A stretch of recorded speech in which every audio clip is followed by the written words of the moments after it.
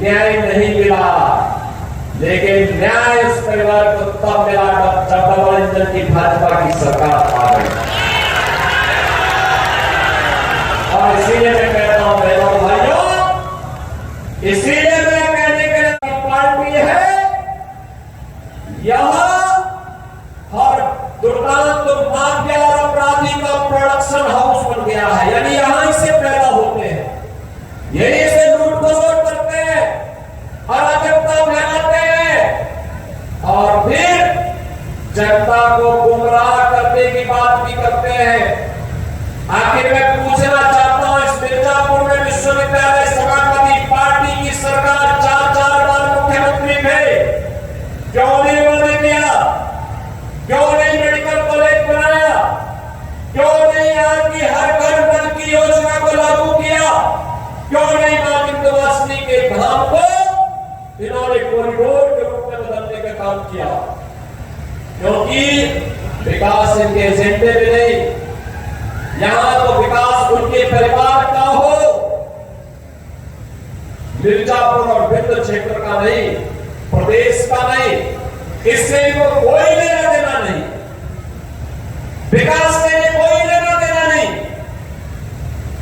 ये लोग तो अव्यवस्था और अराजकता में विश्वास रखते हैं और इसीलिए जब विकास की बात होती है, हमने मोदी जी के नेतृत्व में बनाते हुए भारत को देखा है।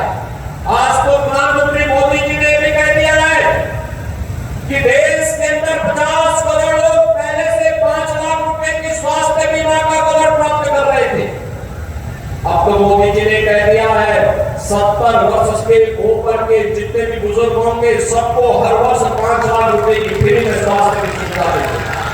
अब मुझे बताओ, क्या इसमें भी जाति की बात है क्या? तो जो भी है सबको मिलेगा, सबका साथ और सबका विकास, सबका साथ और सबका विकास नहीं होता है। राशन 15 करोड़ लोग यूपी में और देश के अंदर 80 करोड़ लोग फ्री में राशन का लाभ प्राप्त कर रहे हैं। पिछले 4.5 वर्ष से प्राप्त कर रहे हैं और अगले 5 वर्ष तक प्राप्त करते रहेंगे। आप सोचिए, 4 करोड़ गरीबों के मकान बन गए, अकेले यूपी के अंदर 56 लाख गरीबों के मकान बन गए, 12 करोड़ गरीबों के घर में शौचालय बन गए। देश में यूपी के अंदर 2 करोड़ 62 लाख घरों में एक शौचालय बन गया। बहनों और भाइयों, 10 करोड़ गरीबों के घर में उज्ज्वला योजना का कनेक्शन पहुंच गया और हम लोगों ने जो तय किया है कि होली और दीपावली में फ्री में एक घरवा सिलेंडर उपलब्ध करवाएंगे, वह आज वर्तमान में भी मिल रहा है। और इसीलिए मैं आपसे कहने के लिए आया हूं, बहनों और भाइयों, विकास का जो क्रम यहां पर यहां की माननीय सांसद श्रीमती प्रिया पटेल जी की नेतृत्व में यहां के लोकप्रिय विधायक के रूप में कार्य कर रहे डॉक्टर विनोद बिंद के नेतृत्व में आगे बढ़ा था, यह सिलसिला थामना नहीं चाहिए और इसके लिए यहाँ पे डबल इंजन होना ही चाहिए। इसके विधानसभा चुनाव में भी एनडीए के प्रत्याशी के रूप में भाजपा की प्रत्याशी श्रीमती सुशीला मौर्य को भारी बहुमत से विजयी बनाने की अपील करने के लिए मैं आपके पास आया हूं। बहनों भाइयों, 17 से 22 के बीच श्रीमती सुशीला मौर्य जी यहाँ की विधायक के रूप में काम की थी। अनुप्रिया जी के साथ मिलकर इन्होंने बेहतरीन समाज बनाकर के विकास के कार्यों में एक गति देने का काम किया था। 2022 में डॉक्टर विनोद बिंद को भारतीय जनता पार्टी और एनडीए की ओर से टिकट देकर के यहाँ पर प्रत्याशी बनाया गया। तब भी डॉक्टर सुशीला मौर्य यहाँ पे काम कर रही थी, भाजपा और एनडीए के लिए कार्य कर रही थी। जब भी मैं यहाँ पर आया किसी भी चुनाव में, श्रीमती रिंकी कोल के चुनाव में आया हो या फिर लोकसभा चुनाव में, तब भी वे यहाँ पर थी, काम कर रही थी, और इसलिए बहनों और भाइयों आज मैं आपसे अपील करने के लिए आया हूं, यही अपील करने के लिए आया हूं। एक नया भारत का नया उत्तर प्रदेश राष्ट्रीय शिक्षा में आगे बढ़ चुका है, वो किसी से छुपा हुआ नहीं है। इन 7.5 वर्षों में प्रधानमंत्री मोदी जी के नेतृत्व में, उनके मार्गदर्शन में उत्तर प्रदेश का परसेप्शन बदला है। उत्तर प्रदेश के बारे में लोगों की धारणा बदली है। आज उत्तर प्रदेश के बारे में लोग अच्छा सोचते हैं, अच्छा देखते हैं। लोगों को लगता है उत्तर प्रदेश अब देश की अग्रणी अर्थव्यवस्था के रूप में आगे बढ़ेगा। अब उत्तर प्रदेश का नौजवान पलायन नहीं करेगा। और बहनों और भाइयों, यही कहने के लिए आप आया हूं। आप सोचिए, 1 करोड़ परिवारों को तो वर्तमान में डबल इंजन की भाजपा एनडीए की सरकार 12,000 रुपए 1 करोड़ परिवारों को 12,000 सालाना पेंशन की सुविधा उपलब्ध करवा रही है। 12 करोड़ किसानों को, जिसमें 2 करोड़ 62 लाख किसान अकेले यूपी के हैं, इन्हें 6,000 रुपये सालाना प्रधानमंत्री किसान सम्मान निधि का लाभ प्राप्त हो रहा है।